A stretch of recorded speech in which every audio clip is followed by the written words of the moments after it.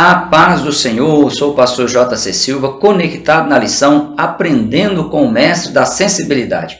O objetivo da reflexão bíblica de hoje é compreender o caráter humano de Jesus, destacar os sentimentos que fizeram a diferença positiva no ministério de Jesus e descrever o quão sublime foi a missão de Jesus e é a missão dada por Deus a cada um dos seus servos e suas servas. Se inscreva no canal, acione aí o sininho para você receber as notificações sempre que houver uma nova postagem. Assista o vídeo até o final e deixe seu like ou seu dislike. Abençoe seus familiares e seus amigos com um conhecimento bíblico sustentável, compartilhando esse vídeo nas suas redes sociais. Diga de qual cidade você está conectado na lição. O texto de referência é Marcos capítulo 1, versículos 40 a 45. Nesse texto, Jesus curou um leproso e o colocou à prova de obediência, na qual o ex-leproso ele teria que procurar o sacerdote e oferecer o sacrifício determinado na lei mosaica, ao invés de sair contando aos outros como ele fora curado. O versículo do dia é Mateus capítulo 15, versículo 32, onde diz: E Jesus, chamando os seus discípulos, disse: Tenho compaixão da multidão, porque já está comigo há 3 dias e não tenho o que comer, e não quero despedi-la em jejum, para que não desfaleça no caminho. Na verdade aplicado, o pastor César Rosa, ele diz que a sensibilidade de Cristo demonstrava o caráter de um Salvador amoroso que se importava com as pessoas. A falta de sensibilidade e a desobediência do leproso quanto às orientações dadas por Jesus em Marcos capítulo 1, versículos 40 a 45, prejudicou o ministério público de Jesus e dificultou o acesso de outras pessoas doentes a Jesus, pois elas eram obrigadas a irem nos lugares desertos para encontrar Jesus, pois Jesus não podia exercer seu ministério publicamente dentro das cidades. Em contrapartida, a sensibilidade de Jesus em Mateus capítulo 15, versículo 32, o impediu de despedir a multidão sem lhes oferecer alimento, pois Jesus sabia que corriam o risco de desfalecerem no caminho de volta às suas casas. A liberdade que o Espírito Santo tinha para agir de forma sobrenatural na pessoa de Jesus o tornou um ser humano fantástico, cheio de amor, sensível às necessidades das pessoas à sua volta. Ele tirava tempo para ouvir as pessoas e conseguia perceber até o que não era verbalizado pelas pessoas, pelo fato de os dons sobrenaturais do Espírito Santo serem manifestados e evidenciados na pessoa de Jesus. As características humanas, as virtudes naturais de Jesus como um ser humano comum foram potencializadas e condicionaram Jesus a agir com uma humanidade acima do limite na busca pelo bem-estar sustentável das pessoas. Jesus, ele precisa ser visto como ele se apresentou no Novo Testamento, como um ser humano comum, porém cheio do Espírito Santo. Só assim a humanidade conseguirá perceber que é possível agradar a Deus, viver uma vida de santidade e, na convivência com as outras pessoas, reproduzir o que Jesus ensinou por meio da sua vida prática. Sem sombra de dúvida, a virtude do amor foi um divisor de águas na vida de Jesus, pois o fato de Jesus aceitar o desafio de se tornar um ser humano comum, abrir mão, mesmo que temporariamente, do uso dos seus atributos divinos, passar a estar vulnerável e suscetível a todas as adversidades, aflições e tentações humanas, levou Jesus a ser, na prática, a maior expressão do amor de Deus para com a humanidade e a viver uma vida de serviço a Deus e também à humanidade. Além de o amor ágape, de o amor incondicional, ultrapassar as barreiras da divindade, ao ponto de tornar a compaixão um dos atributos comunicáveis de Deus, para Deus sentir a dor que a humanidade estava experimentando por viver longe da sua presença, o amor, ele ultrapassa também as barreiras humanas da conveniência, das limitações, da cor da pele, do sexo, da raça, da religião e da paixão, que é um tipo de amor possessivo, egoísta, inconsequente, hedonista e passageiro.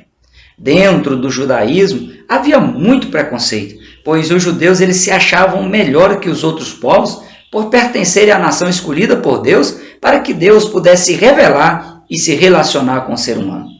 Além do preconceito racial, geográfico, cultural, moral e religioso, o simples fato de uma pessoa possuir algum tipo de deficiência ou de estar passando alguma adversidade na vida já era motivo para se afirmar que a pessoa ela estava sendo alvo dos castigos de Deus. Jesus, como um judeu devoto, ele rompeu essas barreiras, e demonstrou que, de fato, a lei mosaica ela ensinava a tratar as pessoas com humanidade, a ser compassivo, se evitar as interpretações extremistas ou isoladas da lei mosaica e, com isso, evitar cometer injustiças, evitar pré-julgamentos precipitados, evitar condenar as pessoas que estavam buscando pela misericórdia de Deus, primeiramente viver dentro da vontade de Deus, ao invés de exigir que as outras pessoas vivam. Jesus conversou com a mulher samaritana sem se envolver ou ser conivente com o pecado dela, por isso ele teve autonomia para lhe ensinar que tipo de adoração o ser humano deve prestar a Deus. Jesus tocou em pessoas cegas e as curou, permitiu que leproso se aproximasse dele, se importou com um ser humano que estava há 38 anos próximo ao tanque de Betesda, decretou o perdão na vida de uma mulher adúltera, enquanto a multidão legalista e machista estava pronta para apedrejá-la. Quanto à questão da mulher adúltera levada à presença de Jesus no Evangelho de João, capítulo 8, versículos 1 a 11, apesar de ter sido um ato de preconceito à mulher e também um ato de machismo, pois o homem pego adulterando com ela deveria também ser acusado, ele foi liberado, o que parecia ser o fim para aquela mulher, a colocou na condição de ser perdoada por Jesus, e o homem, liberado pelos acusadores da mulher, levou consigo o seu pecado, sem ter a chance de se apresentar diante de Jesus e receber o seu perdão. Além de o fato de Jesus demonstrar o seu amor para com o ser humano, ao morrer por ele sendo o ser humano ainda pecador, após a sua ascensão ao céu, como ainda havia preconceito entre os judeus cristãos, Jesus deu uma visão a Pedro e o orientou a ir evangelizar a família de Cornélio, mostrando que diante de Deus não há acepção de pessoas. Jesus também levantou Paulo para evangelizar os gentios, dando-lhes a oportunidade de serem alcançados e experimentarem o amor de Deus. A semelhança de Jesus e do apóstolo Paulo, cada cristão precisa evidenciar de forma prática a caridade, que é o amor cristão em prática, precisa se desvencilhar dos preconceitos para alcançar esta e também as futuras gerações. O termo grego ágape, traduzido para a língua portuguesa como amor, é o termo grego que expressa o amor incondicional vivenciado por Jesus. O amor ágape, ele supera o amor filho, que é o tipo de amor vivenciado no círculo de amizade. Supera o amor storge, que é o amor vivenciado no contexto familiar. Supera também o amor eros, que é o amor que conecta a pessoa com o sexo e é o que mais assemelha à famosa paixão. Os amores filho, storge e eros, por vezes, eles exigem correspondência e reciprocidade, depende de as circunstâncias serem favoráveis, são hedonistas, egoístas, possessivos e vulneráveis. Já o amor ágape, vivenciado e oferecido por Jesus, ele é sacrificial, resiliente, suporta os sofrimentos, é compassivo, misericordioso e puro, mesmo que não receba nada em troca. Além de Deus expressar amar a humanidade de forma ágape, ele incentiva e também desafia, além de capacitar seus servos e suas servas, a amar com o amor ágape. O fato de estarmos vivendo um tempo no qual o amor de muitos tem se esfriado não é desculpa para que o cristão da atualidade ele despreze o amor ágape, o amor incondicional. Dado as características perversas da atualidade, hoje como nunca, o cristão precisa preservar a comunhão com Deus e oferecer o amor de Deus, mas o amor ágape à humanidade. Para o bispo primário Dr. Manuel Ferreira, o sentimento que nutria a vocação de Jesus o levava a fazer alguma coisa em prol do seu próximo. Nós, como seus discípulos, precisamos ter esse mesmo sentimento. Quanto à compaixão e o altruísmo, a compaixão é a característica que condiciona a pessoa a sentir a dor de outra pessoa, a se colocar no lugar da outra pessoa e sentir a dor da outra pessoa como se fosse a dor dela mesma. O termo compaixão ele ocorre 83 vezes nas Escrituras Sagradas, sendo 65 vezes no Antigo Testamento e 18 vezes no Novo Testamento. A compaixão ela é apresentada na Bíblia como sendo um dos atributos comunicáveis de Deus e deve ser manifestada na vida daqueles que servem a Deus, assim como se manifestou na vida de Jesus. O altruísmo é a característica que leva uma pessoa a exercer de forma prática o amor ao próximo, pois uma pessoa altruísta Ela acredita que o seu objetivo de vida é suprir a necessidade básica do próximo a fim de ajudá-lo a superar suas dificuldades pessoais. Na forma como Jesus exerceu o seu ministério terreno, a compaixão e o altruísmo foram duas marcas registradas na vida de Jesus. Jesus ele tinha a capacidade incrível de sentir, de se sensibilizar pela dor das outras pessoas. Jesus ele demonstrou que o seu objetivo de vida na Terra era ajudar a humanidade a superar suas dificuldades pessoais, sendo que a maior das dificuldades das pessoas é a ausência de Deus, o distanciamento da comunhão com o Senhor. Os milagres, os sinais, os prodígios e as maravilhas realizadas por Jesus como fruto da compaixão foram apenas uma forma de Jesus revelar a vontade de Deus Pai de abençoar e se relacionar com o ser humano. O que o ser humano mais precisava era se aproximar de Deus. E Jesus ele tinha prazer em ajudar o ser humano a eliminar a dor da ausência de Deus, romper as barreiras e se aproximar de Deus. Jesus chegava a mover-se de íntima compaixão nas suas ações de promover cura, de promover alívio à dor sentida pelas pessoas e para aproximar as pessoas de Deus. Um bom exemplo é que na época de Jesus, os leprosos eles eram excluídos da sociedade, eram obrigados a viverem fora da cidade e ao se aproximar a uma pessoa, eles deveriam gritar e dizer que eram leprosos para não haver uma aproximação. Aqui em Marcos capítulo 1, quando Jesus ele permitiu que o leproso se aproximasse dele, antes de Jesus curar a sua dor física, Jesus ofereceu alívio da dor emocional e psicológica provocada pela vergonha da doença, pela exclusão e pelo distanciamento social e também o distanciamento da família. O conselho paulino é: de sorte que haja em vós o mesmo sentimento que houve também em Cristo Jesus. A fama de Jesus que correu por todos os povoados da época, fazendo com que as pessoas o procurassem para serem curadas ou para levarem seus amigos e familiares para serem milagrosamente curados e libertos, era apenas uma consequência natural do ministério de Jesus e não o que o motivava Jesus para fazer o que fazia. Jesus era visto porque servia ao reino de Deus. E infelizmente, na atualidade, na contramão do que Jesus ensinou e viveu, muitos querem servir ao reino de Deus porque querem ser vistos pela sociedade. Um outro motivo pelo qual Jesus pediu que o ex-leproso do Evangelho de Marcos, capítulo 1, não contasse nada a ninguém, mas fosse ao sacerdote oferecer o sacrifício segundo a lei mosaica pela cura da lepra, era porque o que o leproso mais precisava não era a cura física, mas era aprender a obedecer. Altruísta como era, Jesus ele se esforçou para sanar a principal deficiência do leproso na prática do seu amor humanitário a ele.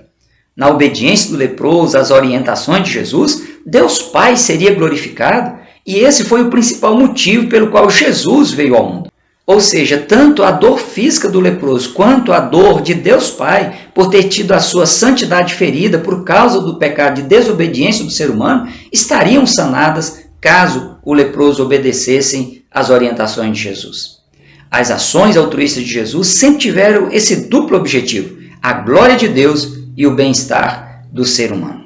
O ato de Jesus ser oferecido como sacrifício vicário, como sacrifício substitutivo em lugar do ser humano, foi a maior demonstração de altruísmo da parte de Jesus.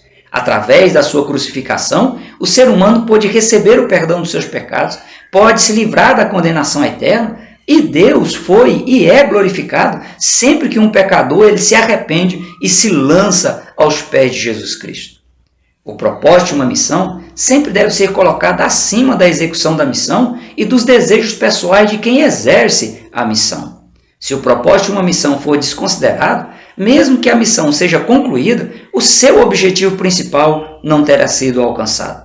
Além da dor, da agonia da cruz, da traição de Judas, da perseguição religiosa e da falta de fé do povo, o próprio Satanás tentou fazer com que Jesus alterasse o propósito da sua missão. No entanto, nada foi capaz de dissuadi-lo, de demovê-lo da sua missão, de glorificar a Deus, redimindo a humanidade, reaproximando o ser humano de Deus.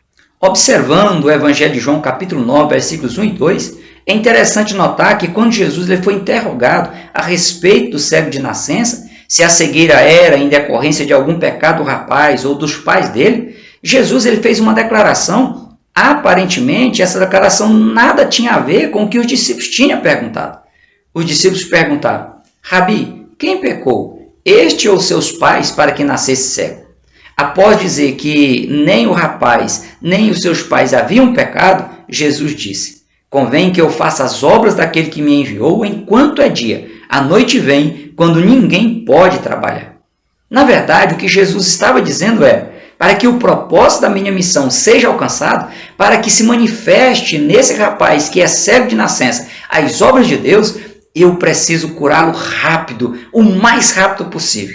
Pois vão querer me proibir, tendo em vista que hoje é sábado. Ou seja, o tempo vai escurecer, a noite vai chegar.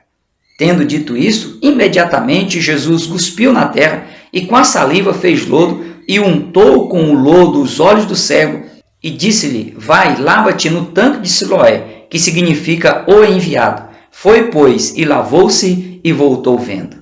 A sequência do texto do Evangelho de João, capítulo 9, versículos 15 a 34, esclarece a perseguição que se levantou no sentido acusatório de que a cura daquele cego de nascença não poderia ter sido efetivada por ter sido fruto do exercício da medicina por parte de Jesus em um dia de sábado. Esse posicionamento demonstra uma insensibilidade total quanto à dor vivida por aquele jovem cego de nascença que vivia das esmolas das pessoas dadas a ele. Para o Dr. Rafael Ruiz, professor da Univest, a insensibilidade é a doença do século. A falta de respeito, de carinho e também a falta de delicadeza nas relações interpessoais resulta, diz o Dr. Rafael Ruiz, em uma sociedade intolerante, um reflexo de uma sociedade egoísta que tirou de cena o Criador e seus princípios. A grande lição que Jesus deixou na cura do leproso em Marcos capítulo 1 e na cura do cego de nascença no Evangelho de João capítulo 9, como também em todos os outros milagres que Jesus realizou, foi de que não basta viver a vida. É preciso cumprir o propósito, é preciso cumprir a missão que Deus confiou à pessoa. Apesar de a missão recebida por Jesus ter sido a mais nobre, pois tinha como propósito consolidar o plano de redenção plena da humanidade, a missão que Jesus recebeu foi uma missão sacrificial. Por isso, desde a primeira infância, Jesus ele foi ferrenhamente perseguido ao ponto de colocá-lo numa cruz e também colocar na sua cabeça uma coroa de espinho. No entanto, Jesus ele decidiu cumprir a sua missão, decidiu deixar cumprir na vida dele a vontade de Deus Pai. Quando o velho apóstolo João ele se referiu a Jesus como sendo o Cordeiro de Deus que foi morto desde a fundação do mundo, o apóstolo ele estava justamente se referindo ao fato de que Jesus ele viveu para cumprir em si o propósito de Deus para a sua vida. Por isso, desde a fundação do mundo, Jesus já era considerado o Cordeiro sacrificado em prol da redenção plena da humanidade. Jesus ele morreu por uma causa. Jesus ele morreu para reconciliar o ser humano com Deus. Ao ser condenado e crucificado, mesmo sendo inocente, Jesus na cruz ele recebeu sobre si a punição pelos erros, pelos pecados de toda a humanidade. A sua inocência, a sua inculpabilidade fez com que o preço pago por ele fosse capaz de quitar toda a dívida resultado do pecado da vida humana diante de Deus. Como sinal físico do que ocorreu no mundo espiritual no momento da crucificação de Jesus, desde a hora sexta houve trevas sobre toda a terra até a hora nona. E eis que o véu do templo se rasgou em dois de alto a baixo, e tremeu a terra, e fenderam-se as pedras, e abriram-se os sepulcros, e muitos corpos de santos que dormiram foram ressuscitados, e saindo dos sepulcros, depois da ressurreição dele, entraram na cidade santa e apareceram a muitos. O amor, a compaixão e o altruísmo de Jesus pela humanidade fizeram Jesus se doar sem limites para cumprir o propósito de sua missão e morrer pela mais nobre de todas as causas, reconciliar o ser humano com Deus. Em um mundo egoísta, Jesus convida a cada cristão a ser mais sensível ao clamor da alma humana e a exercer o amor cristão. Portanto, se permita ser transformado por Deus em um canal de bênção para transformar as vidas das pessoas, seja sensível e compassível à dura e triste realidade humana. Nunca busque se promover com os dons que Deus se manifestar em você. Lembre-se, importa que o nome do Senhor cresça em sua vida, que Ele seja glorificado em sua vida, por sua vida e também através da sua vida. Está em suas mãos decidir viver o propósito de Deus para a sua vida, assim como Jesus e Paulo viveram. Siga o exemplo da sensibilidade de Jesus, que rompeu as barreiras humanas da conveniência, das limitações, da cor da pele, do sexo, da raça, da religião e da paixão. Foque sempre na real necessidade humana de se reaproximar de Deus, de receber o seu perdão, de desfrutar de comunhão plena com Jesus. O indestrutível amor ágape vivenciado por Jesus revelou o seu caráter e nos convida a fazer o mesmo. Por hoje, nós ficamos por aqui. Até o próximo encontro, se Deus quiser. Prossiga na paz do Senhor.